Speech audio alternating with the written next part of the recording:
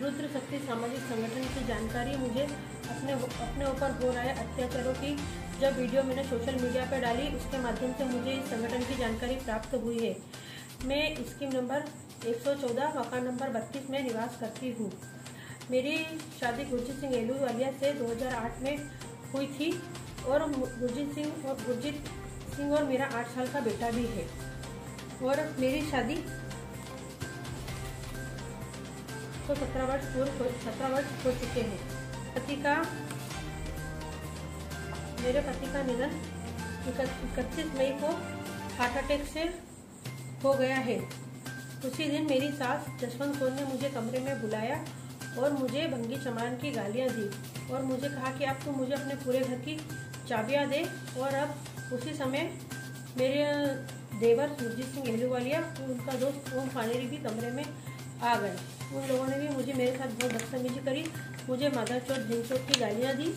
ओम पानेरी ने मेरे बाल पकड़ के खींचे। उसने बोला कि तुम भंगी लोग हो, तुम चमार लोग हो, अपनी औकात में रहो, तुझे बहुत साधारण बनने का शौक चढ़ा है, अब तू अपनी औकात में आ जा। उसी वक्त सुरजीत ने मेरा गला दबाया और उसने भी मुझे कहा, मादरचोद अब तेरा पति मर गया है, जो बाहर पड़ा है, तू हमारा क्या उखाड़ लेगी, तू हमारा कुछ नहीं उखाड़ सकती है। मुझे और मेरे बच्चे को जान से मारने की धमकी दी।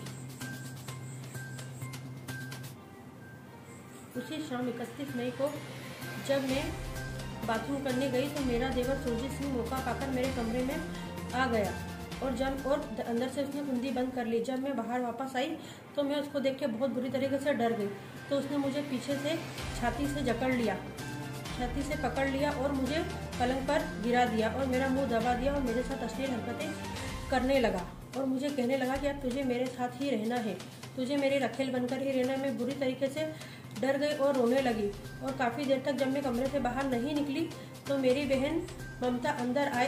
ममता ने दरवाज़ा खटखटाया तो सुरजीत ने दरवाजे की कुंडी खोली और सीधे बाहर चला गया। मैं बुरी तरीके से रोने लगी। तभी मेरे जेठ जी आए और उन्होंने मुझे पूछा कि क्या हुआ। तब मैंने उनको अपनी आप बीती बताई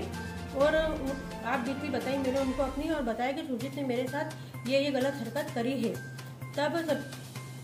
तब मैंने अपने अत्याचार के खिलाफ हो रहे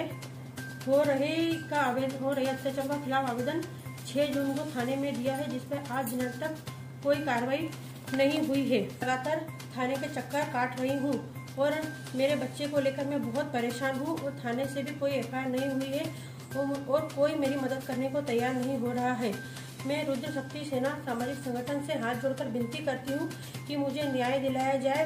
मुझे और मेरे बच्चे की जान को बहुत खतरा है और खुलासा फर्स्ट अखबार वाले मेरे चरित्र को लेकर गलत खबरें छाप रहे हैं।